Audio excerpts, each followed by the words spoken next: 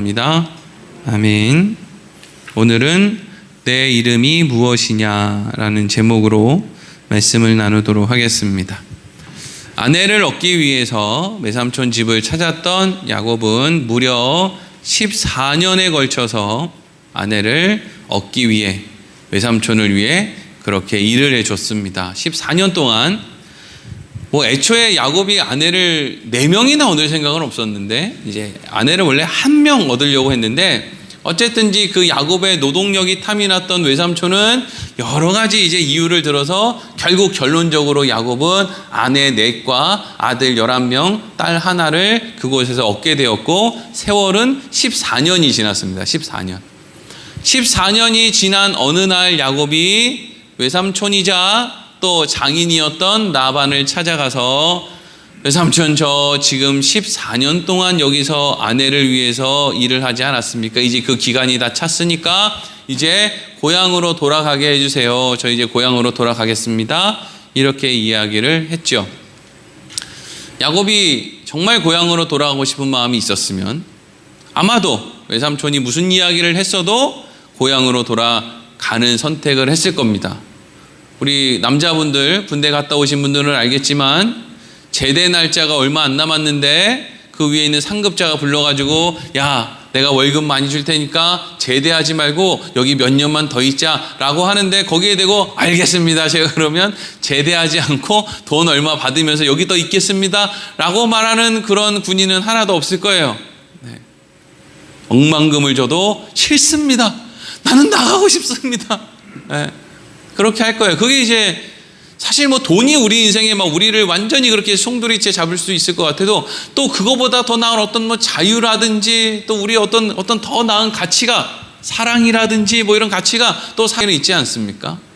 만약에 야곱이 정말 14년이 지나고 집으로 돌아가고 싶은 마음이 있었다면 어머니도 보고 싶고 또 집에 돌아가서 자기가 그렇게 힘들게 따낸 그 장자의 축복을 가지고 또 그 집안을 어떻게 가장으로서의 역할을 하고 싶고 어떤 그런 여러 가지 마음이 있었으면 고향으로 돌아가겠다는 이야기를 했을 때 외삼촌이 야 무슨 말이냐 내가 너가 원하는 거 다 들어줄 테니까 내가 품삯을 넉넉하게 줄 테니까 가지 마라 라고 하는 그 말에도 야곱은 흔들리지 않고 아닙니다 저 지금 돌아가야 되겠습니다 라고 이야기를 했으면 지금 돌아가게 됐을 텐데 야곱이 애초에 외삼촌을 찾아가서 저 고향으로 돌아가겠습니다 라고 하는 그 말을 꺼냈을 때 그 마음의 중심에 정말 고향으로 돌아가고 싶은 마음이 없었던 것 같아요.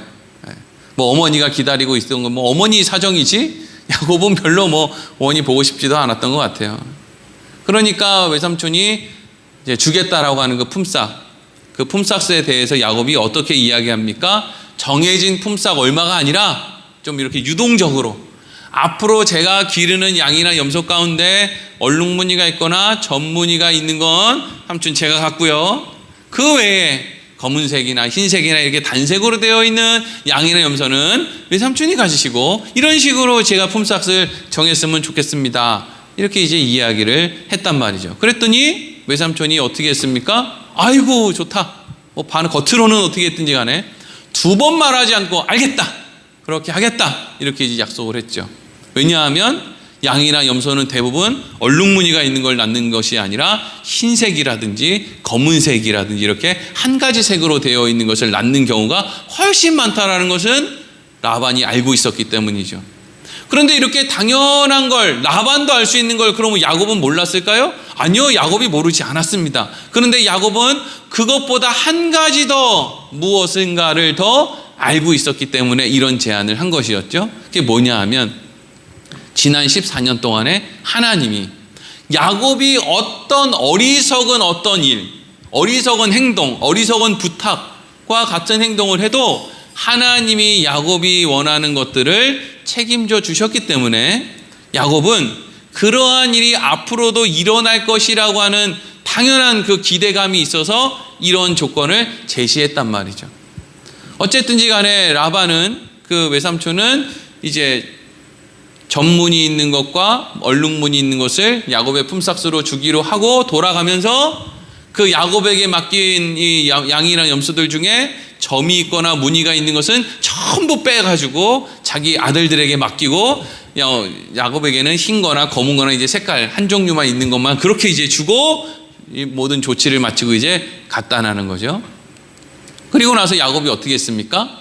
건강한 양이나 염소가 물을 먹으러 오면 나뭇가지를 이렇게 긁어가지고 얼룩무늬 모양의 그 나뭇가지를 오는 양이나 염소한테 이렇게 보여줬다는 거 아니에요.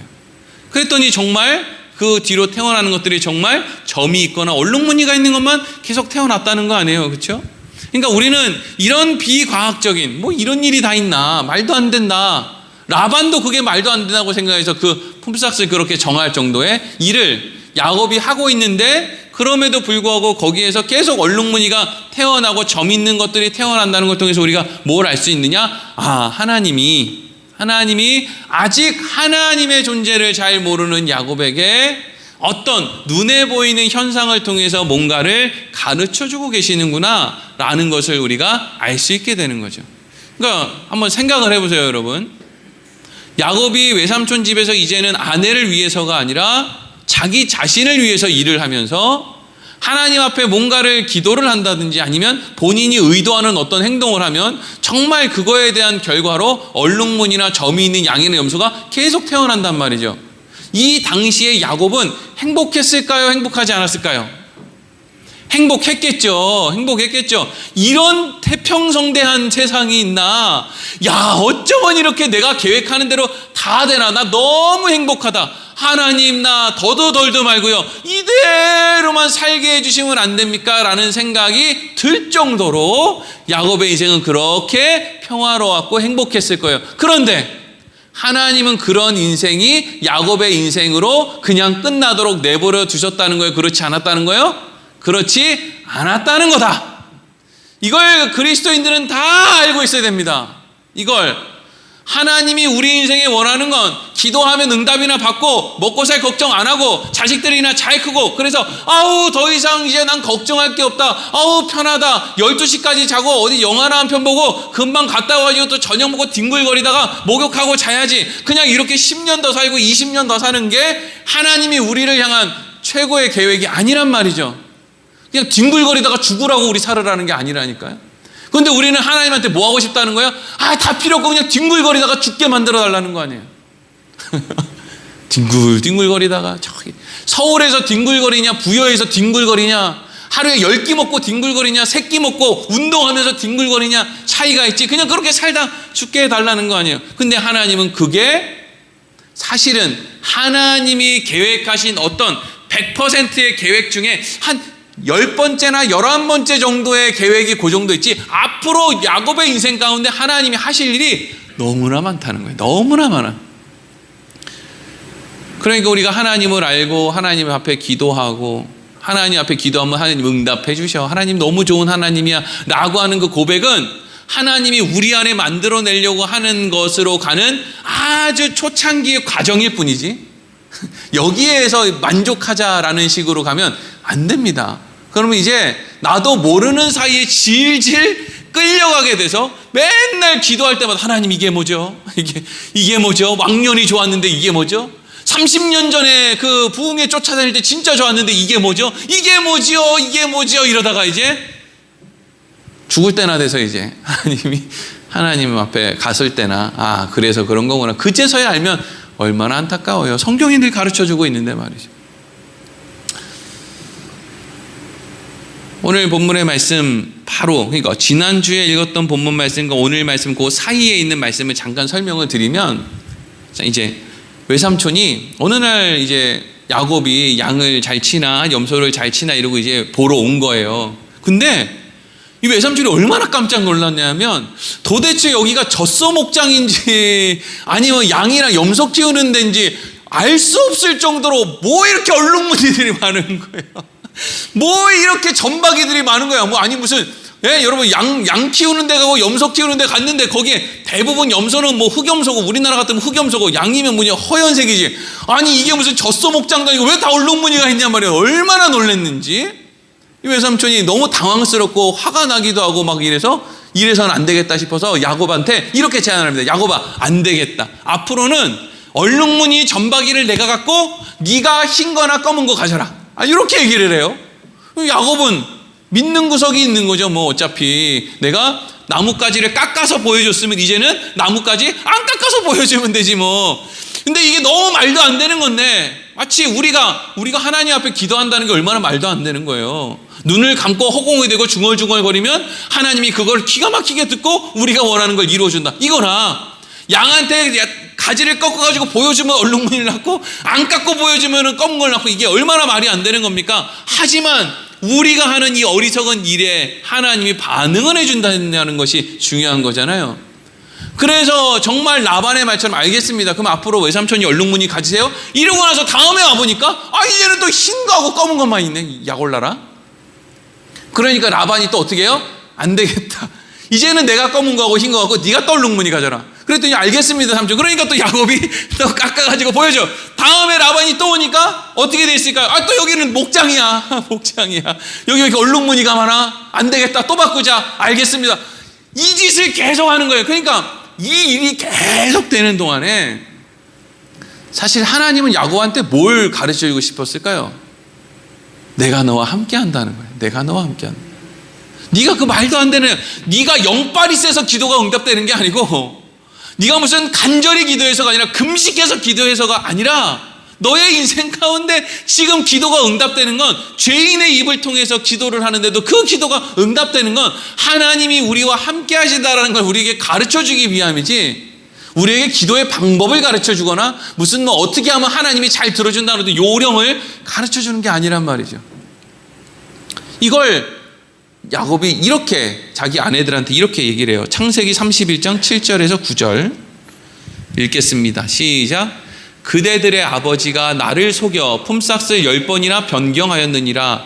그러나 하나님이 그를 막으사 나를 해치지 못하게 하셨으며, 그가 이르기를 점 있는 것이 내 삭시 되리라 하면 온 양떼가 낳은 것이 점 있는 것이요, 또 얼룩무늬 있는 것이 내 삭시 되리라 하면 온 양떼가 낳은 것이 얼룩무늬 있는 것이니 하나님이 이같이 그대들의 아버지의 가축을 빼앗아 내게 주셨느니라. 아멘. 처음에 야곱이 한 번 나무 껍질 깎아가지고 양 보여주고 그 양이 얼룩무늬 났을 때는 자기에게 요령이 있다고, 자기한테 무슨 실력이 있다고 생각했을지 몰라요, 야곱이. 그런데 이게 얼룩무늬 있거나 점 있는 거를 만들어내는 게 아니라, 이거는 뭐 내가 생각하는 대로 검은색이 나오기도 하고 흰색이 나오기도 하고 얼룩무늬가 나오기도 하고, 일로 자빠지면 여기서 돈 줍고 여기로 자빠지면 여기서 금 줍고, 이런 인생을 계속 살다 보니까 야곱의 인생 가운데 무슨 확신이 있었느냐 하면, 하나님이 나를, 뭔가 내가 모르는 사이에 하나님이 나에게 뭔가를 하고 계시는구나, 하나님이 나와 함께 하시는구나. 그렇지 않으면 아무리 생각해도 이런 일이 있을 수가 없는데, 이런 일이 있을 수가 있나. 이걸 지금 하나님이 야곱의 인생 가운데 가르쳐주고 있었다는 거예요. 방금 읽었던 7절 31장 7절 말씀을 보면 이런 표현이 하나 있어요. 그대들의 아버지가 나를 속여, 이렇게 되죠. 속여. 여기서 속인다라는 이야기는 사실 라반이 야곱을 속이지 않았습니다. 예전에 아내 얻을 때나 속였지, 그 이후에는 그냥 정당한 거래를 강압적으로 했을 뿐이죠. 힘이 있는 사람이 뭘 속입니까? 그냥 네가 이제 얼룩무늬 있는 거 해, 이제는 네가 검은색 해, 이렇게 명령을 했죠. 그러니까 여기서 속였다라는 표현은 단순히 누군가를 속아 넘어서 자기가 뭔가를 취했다 이 뜻이 아니라, 히브리 말로 하탈이라고 하는데, 이것은 조롱하다, 비웃다, 힘으로 빼앗고 난 이후에 조롱하다, 이런 의미를 갖고 있어요. 그러니까 라반은 야곱이 무슨 재물을 많이 가지려고 하든지 간에 힘으로 그걸 찍어 누르고 빼앗으려고 혈안이 되어 있는데, 하나님은 그때그때마다 야곱이 손해보지 않도록 늘 야곱과 함께 해주셔서 강한 힘을 가지고 야곱의 것을 빼앗으려고 하는 그 사람 호주머니로부터 야곱이 뭔가를 많이 얻을 수 있었다라는 것을 지금 성경이 이야기하고 있는 거예요. 그러니까 요날까지는 야곱의 인생이 얼마나 행복했을까 싶죠. 야, 야곱 재밌었겠네. 일이 넘어지면 여기서 돈 줍고, 내가 저 사람 위해서 기도하면 병 낫고, 어떤 목사님 어디서 설교하는데 보니까 어디 전도하러 갔는데 청년이 자기 말을 안 듣고 그냥 돌아서서 갈라 그러길래 발아 붙어라 이랬더니 그냥 발이 고깃집에서 발이 붙어가지고 이 청년이 집에도 못 가고 이러다가 그냥 거기서 세례받고 이렇게 했다는 그런 이야기를 제가 들은 적이 있는데, 저는 그런 적이 왜 없나 몰라요. 그렇죠? 예배 시간에 이렇게 이제 예배 그만 드리고 도대체 이 지루한 이야기나 못 듣고 난 집에 가겠다라고 이제 문이 열고 나갈 때 발아 붙어라 이러면 이제 성도님이 발이 붙어가지고 나가지도 못하고 들어가지도 못하고 문 사이에 껴가지고 이러면, 와, 여기 있는 분들이 야, 우리 목사님 영적이네 막 이럴 텐데 그런 일이 없죠. 나가든지 들어오든지 자든지 커피를 마시든지 우리 교회는 아무 일도 일어나지 않는데 평화롭죠. 근데 아니 어떻게 그 목사님은 발아 붙어라 이랬더니 그 발이 청년이 말이죠, 발이 붙어가지고 꼼짝도 못하고 막 이래요. 그런 일이 있으면 뭔가 이루어지는 것 같고 대단한 것 같고 얼마나 마음이 평안하고 행복하고 막 어깨도 으쓱해지고 막 좋아요. 근데 그게 하나님이 우리한테 만들어내시는 끝이라는 거예요. 시작이라는 거예요. 그게 시작이라니까요. 그건 수준이 높고 영적이고 대단한 게 아니라 그게 시작이에요. 거기서부터 진짜를 만들어내기 위한, 나는 죽고 내 안에서 뭔가를 새로운 것을 만들어내기 위한 시작이란 말이죠. 어깨 으쓱한 건 시작이라니까요. 그래서 야곱은 하나님 앞에 또 자기의 계획으로 정말 행복하고 그럴듯한 하루하루를 쌓아가고 있는데 그 하루하루의 시간이 쌓여서 점점 자기 목에 칼이 들어오고 있다는 것을 모르고 살고 있었다는 거예요. 왜 자기 목에 칼이 들어오고 있어요?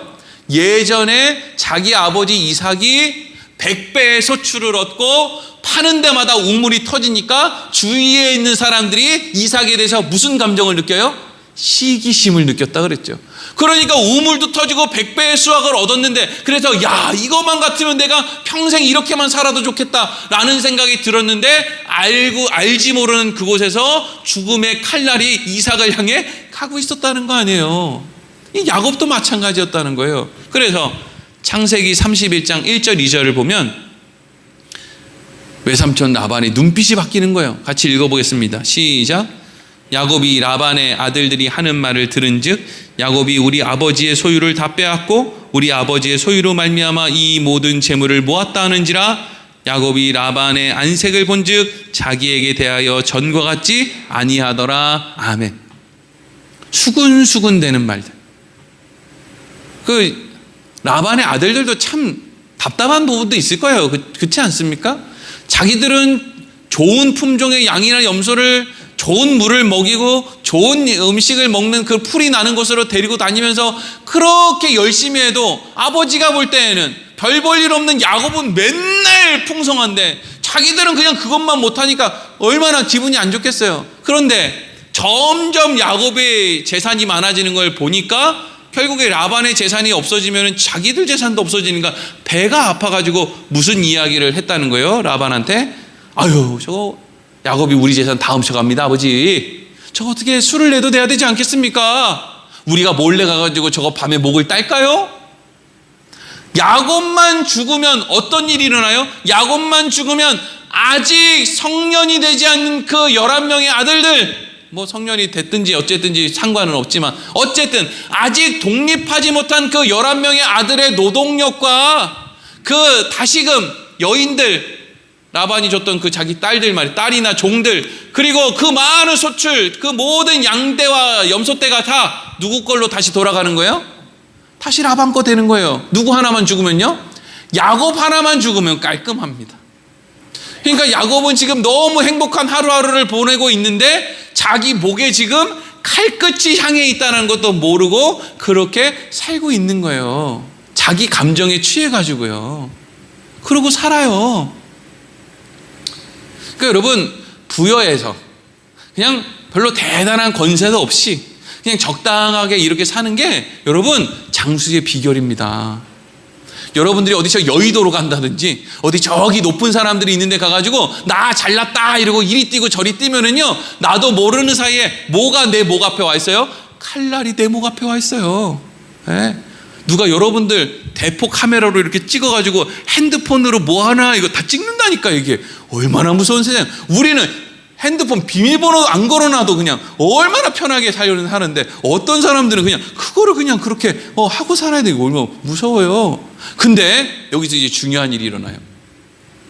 하나님이 지금으로부터 20년 전에 베델이라는 곳에서 야곱을 만나 주시고 나서 지난 20년 동안, 물론 뒤에서 물심양면으로 야곱이 하는 일을 다 도와주시기는 했어도 드러내놓고 찾아오셔서 뭐라고 말씀하지는 않으셨는데, 20년이 지난 바로 이날 야곱이 자기 정신에 취해가지고 자기 죽는 줄도 모르고 해롱거리고 있는 그날 하나님이 야곱을 찾아오셔서 이렇게 얘기를 하시죠.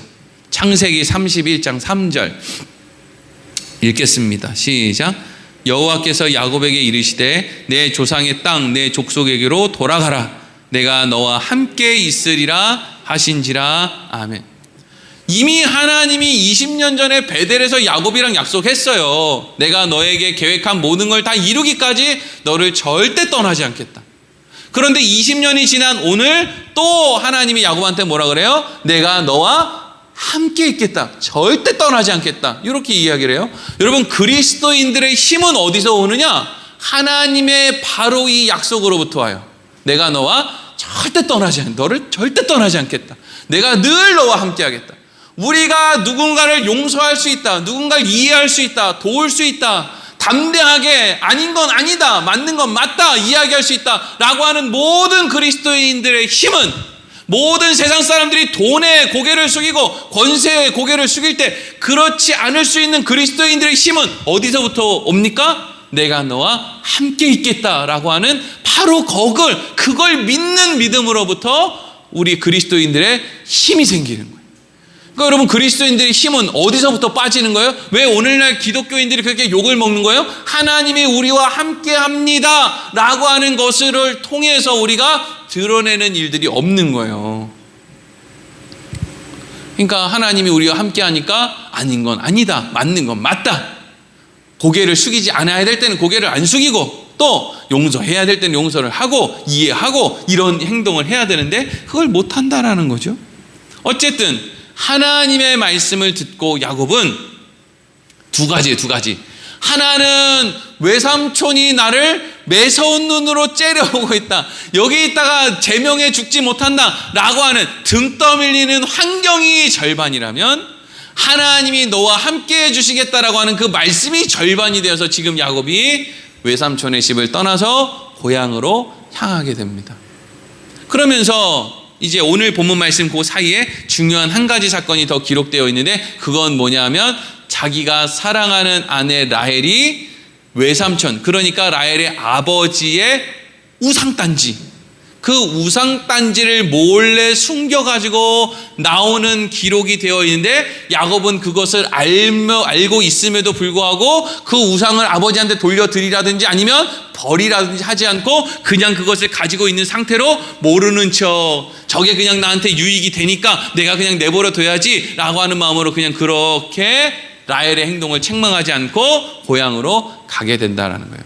그러니까 우리는 이런 것들을 통해서 우리는 무엇을 알게 되느냐? 예전에 야곱이 베델에서 하나님을 처음 만났을 때에는 야곱은 하나님을 모르는 상태였어요. 모르는 상태. 아버지가 뭐 하나님 믿는다, 뭐 어머니가 하나님 믿는다 이런 얘기는 했지만 별로 그거에 대해서 그렇게 큰 의미를 두지 않는, 그곳에서 하나님을 처음 만난 그게 20년 전에 베델의 사건이었으면, 지금 이 하란 땅에서 야곱이 하나님을 만나는 이때에는 야곱이 지금 어느 정도의 믿음의 수준이냐면 하나님도 믿고 세상도 믿는, 꼭 우리 비슷한, 사람도 믿고 하나님도 믿고 내 호주머니도 믿고 하나님 호주머니도 믿고 하나님의 팔도 믿고 내 팔도 믿고, 이 애매한 수준. 그래서 하나님을 믿고 고향으로 가면서도 한쪽 주머니에는 라반이 섬기는 우상단지를 품고 고향으로 가는 그 모습이 야곱의 인생의 지금 중반부에 펼쳐지고 있는 거예요. 그러니까 우리 그리스도인들의 삶은 결국에는 어떻게 흘러가는 거예요? 하나님을 잘 모르는 때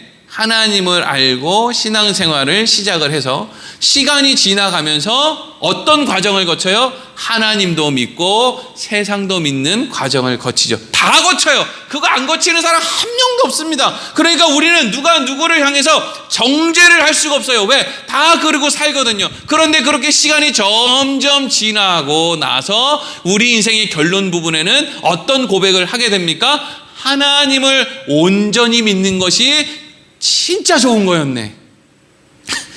이럴 줄 알았으면 반반 안 하고 온전히 하나로 할 걸. 근데 그 결론으로까지 인도해 가는 게 하나님이 하나님의 자녀들의 인생을 허락하시는 이유입니다.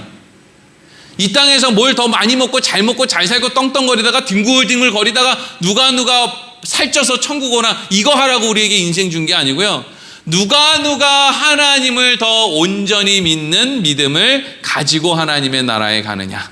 우리의 인생의 가치가 그런 거예요. 그래서 어떤 사람은 그렇게 어려운 시간을 보내기도 하고 낙심하기도 하고 절망하기도 하고 쓰러지기도 하고 그런 행동을 함에도 불구하고 하나님은 늘 뭐라고 하느냐? 함께 있겠다고 말씀을 하시는데 고생하고 힘들어 죽겠는데 거기다 대고 자꾸 뭐라고 하시느냐? 괜찮다고 하시는 거예요. 나 안 괜찮은데 하나님은 자꾸 괜찮아. 너 지금 괜찮은 거야. 하나님 제가 괜찮긴 뭐가 괜찮아요? 지금 힘들어 죽겠어요. 애들도 말을 안 듣고 남편도 아내도 말을 안 듣고 힘들어 죽겠어요. 그래, 근데 그게 괜찮은 거야. 그게 하나님을 온전히 믿는, 세상과 두 주인을 섬기지 않고 하나님만 온전히 믿는 길로 가는 과정이라서 힘든 거야. 상황이 힘든 게 아니야. 자, 그래서 이제 오늘 본문으로 이제 넘어오는데, 그래서 세세하게 따지면 이거 10시간도 더 할 수 있는 그런 말씀들이 있지만 그걸 이제 다 뛰어넘어서, 그래서 결국에는 야곱이 밧단 아람 20년 동안 살았던 그 하란 땅을 떠나서 가나안 땅으로 이제 돌아오는 거예요. 그렇게 넘어오려면 강을 하나 건너야 되는데 무슨 강을 지금 건너느냐? 우리가 잘 알고 있는 야복강을 건너야 돼요. 야복강을.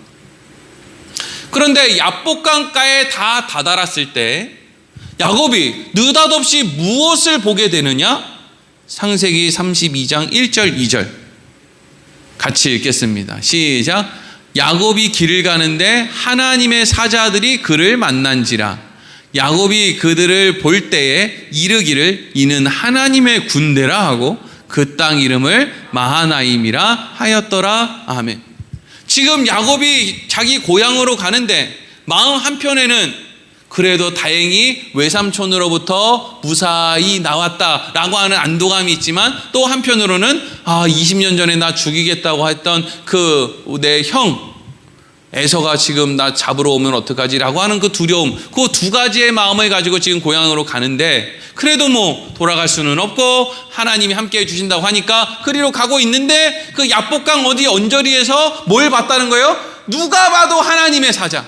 여기 명찰을 하나님의 사자라고 달고 다니지는 않았을 거 아니에요. 머리가 이렇게 그냥 빛이 났든지 날개를 어디에 숨겨 있든지 누가 봐도 하나님의 사자와 같이 보이는 그러한 무리를 야곱이 봤어요. 그리고 나서 그 숫자가 얼마나 많은지, 와, 여기가 하나님의 군대가 있네. 그러니까 우리도 이렇게 지나가다 보면 우리 요 위에 군부대 있잖아요. 거기 이렇게 군인들이 이렇게 열을 맞춰가지고 착착착착 어디로 이렇게 들어가면 여기 군대가 있네, 무슨 부대가 있네, 이렇게 알잖아요. 그러니까 야곱이 거기에 하나님의 사자들이 잔뜩 떼를 지어 있는 걸 보고, 여기가 하나님의 그 군대가 있는 그런 무슨 부대네, 하나님의 군대가 여기에 있었네, 야, 여기 군부대가 있는 줄 몰랐네, 이러고 이렇게 이제 지나갔다는 거예요. 그러니까 하나님이 내가 너와 함께 해주시겠다고 말씀하셨지, 하나님의 그 군대가 바로 임박한데 이렇게 많이 이렇게 무리를 이루고 있죠. 그런데 그런에도 불구하고 야곱의 마음에 평안이 있는 게 아니고 마음에 두려움이 있었다는 거예요. 이게 여러분 이제 오늘 말씀을 잘 듣다 보면은 그 두려움이라는 게 결국에는 어디에서부터 비롯되는 건지를 잘 알아야 돼요. 상황이 두려운 건지, 아니면 나한테 힘이 없는데 자꾸 나를 의지하려는 것이 나에게 두려움을 주는 건지, 이걸 잘 알아야 된다고요. 분명히 하나님의 말씀, 약속도 있고 하나님의 군대가 바로 여기 있는 것도 아는데 왜 이렇게 야곱은 두려워서 벌벌 떠느냐 말이에요. 그래서 두려움에 벌벌 떠는 야곱이 오늘 말씀에는 기록을 다 읽지는 않지만 어떤 행동을 합니까? 자기가 가지고 있는 재산을 세 곳으로 나누고 자기의 가족들을 또 세 무리로 나눠서 먼저 자기를 잡겠다고 에서가 찾아오면 먼저 그냥 돈폭탄, 그냥 양을 주고 염소를. 근데 이러려고 돈 번 건 아닌데, 그렇죠? 야곱이 이러려고 돈 번 건 아닐 거 아니에요. 에서한테. 그래도 하여튼 어떻게 합니까? 살아야 되니까 그냥 양이니 염소니 이거 무리로 해가지고 다 소떼하고 양떼하고 이런 거 먼저 보내고, 두려우니까 그런 행동을 하는 거거든요. 그리고 나서 자기 가족들, 자식들 먼저 아내 이런 거 이제 다 보내고, 그리고 마지막으로 자기가 그토록 사랑했던 라헬과 또 라헬이 뒤늦게 낳은 눈에 넣어도 안 아픈 그 요셉을 먼저 강을 건너 보냈다는 거죠. 여기서 이제 우리는 한 가지를 알 수 있죠. 야곱에게 있어서 가장 중요한 게 뭐였을까요? 자기 자신이에요. 자기 자신. 근데 야곱에게 있어서 야곱을 그렇게 두렵게 만들었던 것도 결국에는 어디서부터 비롯됐느냐? 자기 자신으로부터 비롯돼. 야곱이 이런 말씀 보셨죠? 라헬을 위해서 7년을 일을 했는데 그것을 수일과 같이 여겼다, 이런 말씀이 있어요. 그렇게 라헬을 사랑해서 7년을 수일처럼 여기면서 일을 할 정도로 그렇게 사랑했는데 그 아주 무서운 위기가 닥쳐오니까 야곱이 어떻게 했다는 거예요? 당신 먼저 건너가 계시오. 너 먼저 죽으시오. 이 얘기랑 똑같은 거예요. 그렇게 사랑했는데, 그리고 야곱에게 있어서 요셉은 정말 예쁜 아들이었는데 얘야 너 먼저 건너가 있거라. 이게 뭐예요? 너 먼저 죽어라. 그러니까 여러분, 우리 신랑들한테 너무 많이 기대하지 마세요. 네. 그냥 그런가 보다 해야지. 그렇다고 무슨 여자분들은 다를 것 같으세요? 다 거기서 거기에요. 네? 별로 그냥 서로 별로 기대할 게 없는 거예요. 그냥 다 자기만 생각하는 거지. 인간들이 뭘 생각합니까? 다 자기 자신 생각하는 거죠. 근데 그 자기 자신만 생각하는 것을 하나님을 생각하게 하려니 얼마나 힘이 드냐고요. 그래서 이제 오늘 말씀으로 넘어오면 21절에서 23절 읽겠습니다. 시작. 그 예물은 그의 앞서 보내고 그는 무리 가운데 밤을 지내다가 밤에 일어나 두 아내와 여종과 11아들을 인도하여 야복나루를 건널새 그들을 인도하여 시내를 건너가게 하며 그의 소유도 건너가게 하고. 아멘. 그래서 다 자기가 계획했던 대로 어떻게 하면 에서 형의 마음을 풀어줄까 다 먼저 재물도 보내고 자기 가족들도 다 건너가게 하고, 자기는 강을 건너지 않고 강 이쪽 편에 남아서 24절 25절 뭐 하고 있습니까? 읽겠습니다. 시작. 야곱은 홀로 남았더니 어떤 사람이 날이 새도록 야곱과 씨름하다가 자기가 야곱을 이기지 못함을 보고 그가 야곱이 허벅지 관절을 치매 야곱의 허벅지 관절이 그 사람과 씨름할 때 어긋났더라. 아멘. 아주 중요한 말씀이 등장하죠. 24절. 야곱이 가족들 재산들 다 자기의 삶에 그냥 목숨줄같이 여겼던 거 다 보내고 홀로 남아있는데 누군가가 야곱을 찾아왔다는 거예요. 이걸 어떤 사람들은 야곱이 씨름을 했다, 어떤 사람과 씨름을 했다, 이것을 그냥 씨름했다고 생각을 안 하고 기도했다 이렇게 생각을 해요. 기도. 근데 암만 생각해봐도 야곱은요 지금 여기에서 무릎 꿇고 하나님 앞에 기도할 만한 그런 어떤 실력 있는 사람이 아니에요. 야곱이 지금 이 상황에서 지금 자기 아내 보내고 자식들 보내고 다 보낸 그 야곱이 지금 거기서 무릎 꿇고 앉아서 기도했겠습니까? 기도를 너무 열심히 해가지고 허벅지 관절이 나갔겠어요? 그런 문제가 아니란 말이죠. 여기서 야곱이 누군가를 찾은 것이 아니라, 찾을 수도 없죠. 거기 누가 있다고 누굴 찾습니까? 누군가가 자식들하고 처자식 다 보내고 재물 다 보내고도 덜덜거리고 있는, 마하나임이라고 이름을 짓고도 하나님의 약속을 받고도 덜덜거리면서 앉아있는 그 야곱을 누군가가 찾아왔다는 거예요. 이 인간 왜 이러고 사나, 이런 마음으로 찾아왔다는 거예요. 그리고 찾아와서 그 야곱과 밤이 새도록 씨름을 했다는 거죠. 근데 이렇게 야곱을 찾아온 사람이 힘이 없는 사람이 아니에요. 뒤늦게는 야곱의 허벅지 완전히 부셔버리잖아요. 그러면 애초에 야곱을 그렇게 힘으로 윽박질러서 이기는 게 목적이었으면 야곱을 찾아오자마자 씨름하자마자 때려가지고 주저앉히면 되는 노릇인데, 그냥 야곱이랑 어떤 팽팽한 힘을 놓고 밤이 새도록 씨름을 했다는 거예요. 이길 수 있는 힘이 없어서가 아니라 그 과정을 했다는 거죠. 마치 하나님이 우리의 인생 가운데 찾아오셔서 너 하나님 말씀대로 하나님 의지하며 살래? 네 생각과 네 계획대로 네 마음대로 살래? 라고 하는 그 싸움에서 우리는 맨날 하나님 말씀대로는 60 넘어서요. 하나님 의지하고 사는 것은 70 넘어서요. 지금은 내 마음대로요. 지금은 내 힘으로요. 지금은 내 마음대로요. 이걸 가지고 평생 하나님이랑 싸운다는 거예요. 싸운다고요. 무슨 얘기인지 아시겠습니까? 그 씨름을 이야기한다고요. 하나님 나 돈 주세요. 돈 좀 주세요. 돈 좀.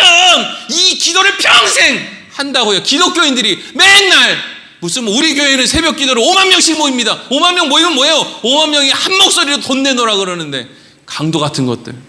언제 하나님한테 돈 맡겨놨습니까? 주지도 않는 걸. 그걸 달라고 그냥. 하나님이 그거 줘가지고 애가 죽게 생겼는데 그걸 주냐고요. 그 싸움을 평생 하는 거예요. 평생 밤이 새도록 한다고요. 근데 야곱은요 질 마음이 없어요. 이 질 마음이 없다는 게 뭐예요? 난 하나님 말씀대로 살 마음이 없어요. 여기 있는 여러분들처럼 하나님 말씀 그냥 교회에 나오면 조금 도움이나 될까? 뭐 내가 교회 나와서 열심히 기도하면 우리 자식들 뭐 사업하는데 조금 도움이나 될까? 아니면 그렇지 나도 하나님을 알지, 하나님을 아니까 내가 그래도 이제까지는 좀 다르게 살아야지라는 마음이 요만큼 생겼을지는 몰라도 그래도 하나님 말씀대로 순종하며 살 마음은 없다고요. 평생.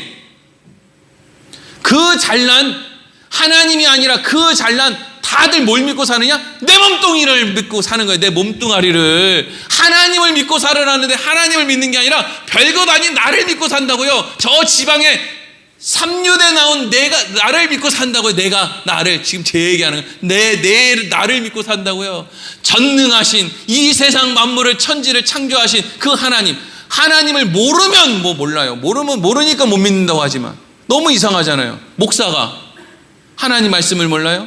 하나님이 살아계심을 몰라요? 예수를 안 믿어요? 그걸 알고 믿으니까 목사가 됐단 말이에요. 근데 그렇게 목사가 됐는데도 불구하고 하나님을 믿는 게 아니라 뭘 믿는다고요? 내 몸뚱아리를 믿는단 말이에요. 이게 기가 찰 노릇이죠. 이 싸움을 밤이 새도록 했다라는 거예요. 근데 밤이 새도록 하는데 야곱이 질 마음이 있다고요? 없다고요? 없다고요. 그러면 어떻게 해야 돼요? 어떻게 해야 돼요? 하나님이면 우리가 하나님이면 어떻게 해야 돼요? 에이 재수없는 새끼. 너 배목사 너 네 혼자 잘 먹고 잘 살아. 네 힘으로 다 해라. 어이구 저 제정신 아닌 놈. 이러고 그냥 침이나 한번 뱉고 그냥 가면 된단 말이에요. 어이구 내가 저 인간을 위해서 내가 시간을 얼마를 투자했는데 시간 아까워 죽겠네. 네 멋대로 살아라 임마. 이러고 그냥 가버리면 되는데 그렇게 가버렸다는 거예요? 안 가버렸다는 거예요? 안 가버렸다는 거죠. 안 가버리고 어떻게 했다는 거예요? 허벅지를 쳐버렸다는 거예요. 허벅지를 치니까 어떻게 돼요? 그 야곱이 어떻게 돼요? 주저앉죠. 이제까지 왜 그렇게 두려웠어요? 내 힘으로 에서를 만나야 되는데, 내 힘으로 가나안 땅에서 뭔가를 이루어내야 되는데, 내 힘으로 우리 가족들을 지켜야 되는데 나는 왜 이렇게 힘이 없나?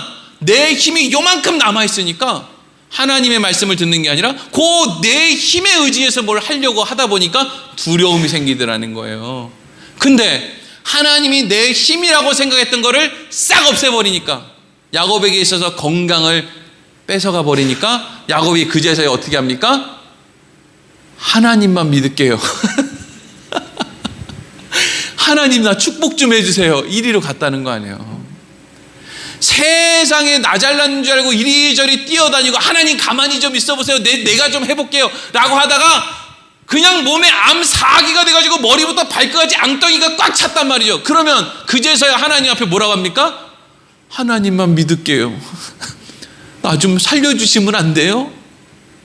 그러면서 오히려 믿을 게 하나님밖에 없으니까 희한하게 뭐가 생겨요? 마음에 용기가 생겨. 잃을 게 없다 이거죠. 그래서 여러분, 예전에 먹고 살 거 없을 때, 의지할 게 하나님밖에 없을 때, 그때 성도들이 더 용감한 거예요. 맨날 그 옛날 그 성도님들 하는 얘기 뭐예요? 그때 말이야, 우리가 교회를 짓는데 저기 어디 지게에다가 저기 강가까지 내려가가지고 차도를 지게에다가 다 지고 막 아주머니고 아저씨고 막 그때 관절염이 웬 말이냐. 예? 지금처럼 뭐 무릎 인공관절을 넣고 하는 것도 아니고, 관절이 그때는 안 아프고 뭐 지금은 아파요? 그때도 관절 아픈데 등에 짐을 지고 차돌맹이를 지고 교인들이 다 모여가지고 건물을 다 짓고 으쌰으쌰 이렇게 하는데도 하나도 뭐가 그냥 뭐 안 될 거라는 생각이 없는 거죠. 오히려 믿을 게 없으니까 안 된다는 게 없어요. 근데 요즘에는 믿을 게 너무 많아. 통장 안에 돈도 좀 있고 차도 있고 다 자가 집도 있고 다 있는데, 어느 정도 다 있으니까 이제는 하나님을 믿는 게 아니라 내가 가지고 있는 걸 믿어야 되니까 이게 조금이라도 쪼그라들면 큰일이 나는 거야. 옛날에는 없으면 그만이지 뭐. 길바닥에서 그냥 뭐 거적대기라도 깔고 살면 되지 뭐. 내가 옛날에 일사후퇴 때 여길 내려와가지고 어떻게 살았는데 뭐 이런 뭐 악과 강으로 막 했다고요. 근데 뭐가 좀 생기니까, 그 뭐가 좀 생기는 걸 자꾸 의지하다 보니까 점점 사람들이 약해지죠. 여러분, 왜 요즘에 젊은 사람들이 결혼도 안 하고 애도 안 낳는지 아세요? 자, 정답을 하나 알려줄게. 정답. 여러분들 자녀들이 왜 결혼도 안 하고 애도 안 낳는 줄 아세요? 그게 별로 자기들한테 이익이 없기 때문이에요. 애 낳으면 애가 내 돈 뺏어간다. 결혼하면 내 남편이 내 아내가 내 돈 뺏어간다. 내 자유 뺏어간다. 결혼해서 애 낳으면 그 자식 새끼가 내 자유 뺏어간다. 이 생각이, 왜 내가 손해봐야 되는데? 나 손해보기 싫은데? 이렇게 다 키워놓은 거예요. 그렇게. 그래서 그 손해보는, 자식 낳아봐야 나 손해보는데 왜 자식을 낳아요, 아빠? 자식 낳아봐야 나 손해보는데 왜 내가 자식을 낳냐고, 엄마.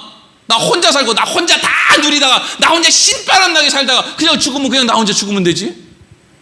뭐예요 이게? 내 거 이것만 의지하는 거예요. 다 그 욕심에 빠지자는 거예요. 그 상황 속에서 다 전부 얼마나 자기 자신만을 사랑하면 결혼도 안 하고 애도 안 낳으려고 하는 그 사람이 어떻게 하나님을 나보다 사랑하냐고요. 그게 말이 됩니까? 안 되죠. 그러니까 그 씨름을, 하나님이 그 씨름을 하니 얼마나 그 씨름이 처절하겠어요. 근데 그 씨름에서 하나님이 져줘요, 안 져줘요?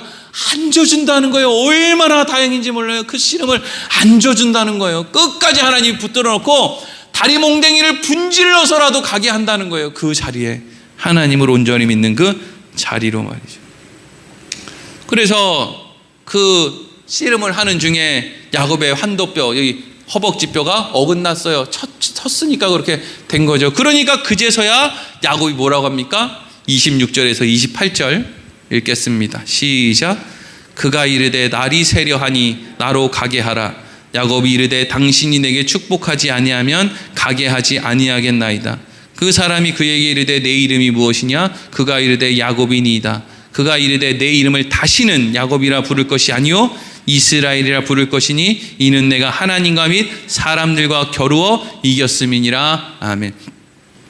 이전까지는 씨름에서 이겨먹으려고 했던 그 야곱이 막 독한 마음을 품고 내가 이길 거야 이랬던 야곱이 허벅지뼈가 부러져가지고 펄썩 주저앉아서 이제는 아무것도 못하게 되니까 그 사람의 바짓가랭이를 붙들고 나 좀 축복해 주세요. 여기서 축복해달라는 게 다른 말로 뭐예요? 나 좀 살려주세요. 얘기해요. 나 좀 살려주세요. 나 이렇게는 야복강 못 건너가요. 나 이렇게 해서 형 만나서 도망도 못 가요. 나 좀 살려주세요. 이렇게 되는 거예요. 그랬더니 그 이야기를 듣고 있던 사람이 뭐라고 이야기했다는 거예요? 네 이름이 뭐냐? 여기서 네 이름이 뭐라, 이름 모르고 왔겠어요, 야곱이라는 거. 근데 왜 네 이름이 뭐냐 이렇게 물었을까요? 이렇게 묻는 거죠. 너 어떻게 살고 있냐? 뭐 하러 사냐? 너 이제까지 어떤 사람으로 살은 거냐? 네 정체가 뭐냐? 네 정체가 뭐냐? 그랬더니 야곱이 뭐라 그래요? 야곱입니다. 야곱이라고 한 게 무슨 뜻이에요? 저요? 속이며 살아야 살 수 있는 사람입니다. 내 힘으로는 못 사는 사람인데 그럼에도 불구하고 내가 나를 속여서 마치 내가 내 힘으로 살 수 있을 것처럼 그렇게 말하고 행동하고 사는 어리석은 인생입니다. 나 야곱입니다. 그랬더니 이 말을 들은 그 씨름에서 이긴 그 사람이 뭐라고 이야기를 했다는 거예요? 네 이름을 다시는 야곱이라고 부르지 마라. 너 다시는 그렇게 안 살아도 된다. 너 앞으로 다시는 그렇게 살 일 없다. 너 그렇게 안 살아도 된다. 이제는 네 이름을 이스라엘이라 하겠다. 이스라엘의 이름의 뜻이 뭐예요? 하나님과 겨루어서도 이기고 사람과 겨루어서도 이긴다는 거죠. 어떻게 하면 하나님과 겨루어서 이기고 사람과 겨루어서 이겨요? 사람과 겨루어서 이기는 거 하나님이 이기게 해주시면 이기는 거고, 하나님과 겨루어서 이기는 거 하나님이 져주시면 하나님을 겨루어 이기는 거죠. 다른 말로 하면 너 이제 세상 속이며 살 필요 없다. 야곱으로 살 필요가 없다. 너는 이스라엘이다. 바꿔 이야기하면 이제는 하나님의 너는 자식이다. 하나님의 자식은 세상 속일 필요 없다. 하나님의 사람은, 하나님의 자식은 세상 사람들과 같은 삶을 살 필요가 없다. 세상에서 성공하고 세상에서 돈 많이 벌고 그래서 다른 사람 머리 위에 군림하고 그래야만 세상의 가치를 인정받고, 그렇지 않으면 막 그냥 어떻게 뭐 잘못되고, 이런 일이 없다. 넌 하나님의 자식이다. 절대 안 진다. 봐라. 20년 전에 너 찾아오는 걸 봐라. 바단나람에서 하나님이 너 찾아간 거 봐라. 그리고 야복강에서 너 그렇게 살다, 그 꾸라지로 살다 죽지 않게 하나님이 너를 찾아와서 그 씨름을 하고 주저앉혀서 하나님만 의지하게 만드신 그 하나님을 봐라. 너 하나님의 자식이다. 하나님이 너 안 내버려 둔다. 여러분, 그리스도인들의 가장 큰 특징은요, 무엇을 얻을 수 있는 게 아니고요, 무엇을 얻지 못함에도 불구하고 아무런 거리낌이 없는 거죠. 바꿔 얘기하면 세상 사람들과 같이 살지 않아도 아무렇지 않은, 크게 죄 짓지 않을 수 있는 자유, 돈을 놓을 수 있는 자유, 병 가운데에서도 낙심하지 않을 수 있는 자유, 그게 다 어디서부터 와요? 하나님의 자녀가 되었기 때문에 얻을 수 있는 그 자유, 그게 여러분 그리스도인들에게 주어지는 가장 놀라운 축복이라는 거예요. 그리고 나서 29절에서 31절 읽겠습니다. 시작. 야곱이 청하여 이르되 당신의 이름을 알려주소서. 그 사람이 이르되 어찌하여 내 이름을 묻느냐 하고 거기서 야곱에게 축복한지라. 그러므로 야곱이 그곳 이름을 브니엘이라 하였으니 그가 이르기를 내가 하나님과 대면하여 보았으나 내 생명이 보존되었다 함이더라. 그가 브니엘을 지날 때 해가 돋았고 그의 허벅다리로 말미암아 절었더라. 아멘. 그리고 나서 야곱이 묻습니다. 선생님 이름이 뭡니까? 저랑 씨름해가지고 밤새도록 그렇게 했는데 이름이나 좀 알려주시고 가시죠. 그랬더니 뭐라고 합니까? 20절에 뭐라고 합니까? 어찌하여 내 이름을 묻느냐. 29절 띄워주세요. 29절 아닌가? 29절 중간부에 있죠? 그 사람이 이르되 어찌하여 내 이름을 묻느냐. 왜 이렇게 얘기했을까요? 야곱은요, 씨름할 때부터 알았어요. 나랑 지금 씨름하고 있는 분이 누군지. 그래서 이 사람이 어찌하여 내 이름을 묻느냐라고 이야기를 하고 이름을 안 가르쳐주고 그냥 가요. 근데 이름을 안 가르쳐주고 갔는데 30절에 보면 야곱이 뭐라고 합니까? 야, 여기를 브니엘이라고 해야 되겠다. 왜? 내가 하나님을 대면하여 보았는데 내 생명이 보존됐으니까 나 여기를 브니엘이라 해야 되겠어. 그러니까 이름을 가르쳐 달라고 했는데 야곱이 몰라서 이름을 가르쳐 달라고 한 게 아니에요. 알았어요. 여러분, 우리가 신앙생활 하다 보면은요, 우리가 지금 무엇과 싸우고 있는지 내가 알아요. 이 상황에서 내가 무엇을 해야 되는지 하나님이 이미 알려줬어요. 하나님이 이 상황에서는 네가 용서해야 된다. 이 상황에서는 네가 용서하지 않아야 된다. 이거요, 다 압니다. 몰라서 상의해요, 우리가? 그렇게 살기 싫으니까 자꾸 상의하는 거지. 네? 그런 거 아니에요. 안 하고 싶으니까 상의하는 거잖아요. 왜 몰라요? 다른 사람이 뭔가 물어볼 때는 대답도 얼마나 그럴듯하게 그냥 무슨 그 사람 누구죠? 공자나셨어, 공자. 예? 다른 사람이 나한테 뭐 물어볼 때는 아주 공자맹자야. 정답을 어찌 그리 잘 알고 있는지. 이런 일에 대해서는 네가 양보해야지, 남편을 어떻게 해야지, 아내를 어떻게 해야지, 네가 참아야지, 너 그렇게 살았는데 너 그것도 못 참냐. 아니 다른 사람한테 얘기할 때는 세상에 4대 성인이 다 여기 앉아 있는데 자기 일 하나 딱 터지면은 내 편 들어달라고 그러는 거예요. 누가 바른 말 해달라 그랬어? 내 말에 그 뭐라고지 그거? 뭐라고죠 그거? 공감해달라고. 다른 사람 얘기할 때는 이게 정답이라고 막 콕콕 씻어대더니 나한테 무슨 일이 있을 때는 정답은 나 알고 있으니까 공감해달라고. 어쩌라는 거예요 그러면? 어쩌라는 거예요? 그럼 나 하고 싶은 대로 하겠다는 거 아니에요 지금? 나는 공감이라 받고 싶다. 나한테 바른 얘기 하지 마라. 나 바른 거 다 안다 이거 아니에요. 야곱이 안다고요. 염소털 붙이고 아버지한테 들어가서 속이고 축복기도 받으면 그거 안 된다는 거 알고, 형한테 먹을 거 가지고 장난쳐가지고 형 굶어 죽게 생겼는데 거기서 팥죽 한 그릇 내밀면서 그거 주면 내가 이거 주지 요지랄하면 안 된다는 거 안단 말이에요 야곱이. 근데 그렇게 살면 뭐가 더 날 줄 알고 자기 자신을 속이면서 그렇게 씨름을 하면서 살아온 거예요. 여러분 제가 목사인데 목사가 어떻게 살아야 되는지 모르겠습니까? 아는데 내일부터 하자. 내일 모레부터. 40대 목사는 조금 헐렁헐렁해도 돼. 아직 경험이 없잖아. 55세 이후로부터 목사답게 행동하자. 아니야. 55세 되면은 또 55세도 너무 젊어. 55세 너무 금방 왔어. 65세. 70세 은퇴니까 65세부터 5년만 바짝 거룩하게 살자. 이러고 싶은 거예요.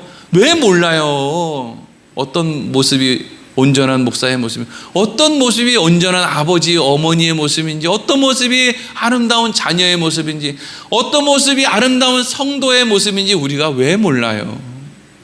알아요. 나와 씨름한 대상이 하나님이라는 거 야곱이 알아요.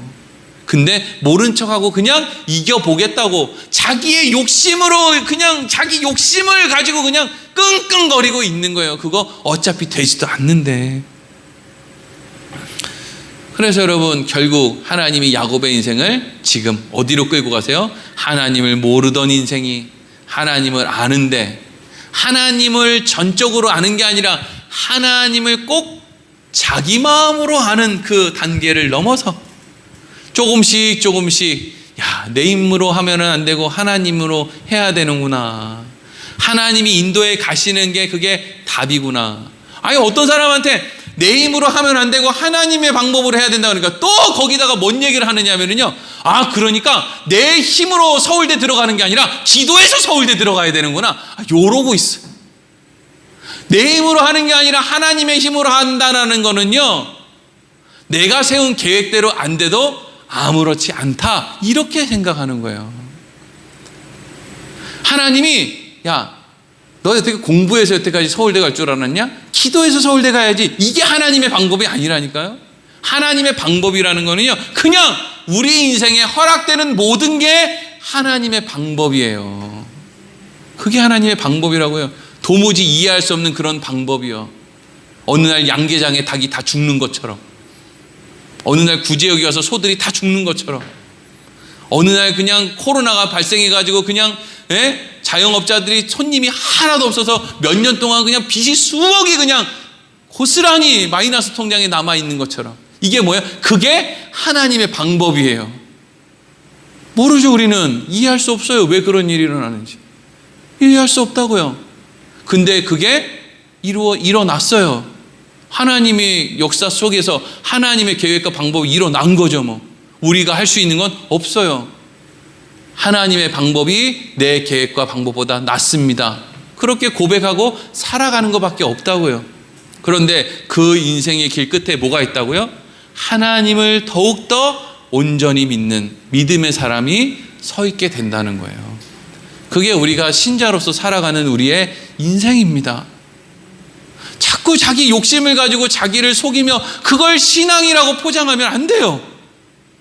그런 일은 하나님이 만들어내지를 않으십니다. 그런 쓰잘데기 없는 인생을 우리에게 허락하시는 분이 좋으신 우리 아버지가 아니라는 거예요.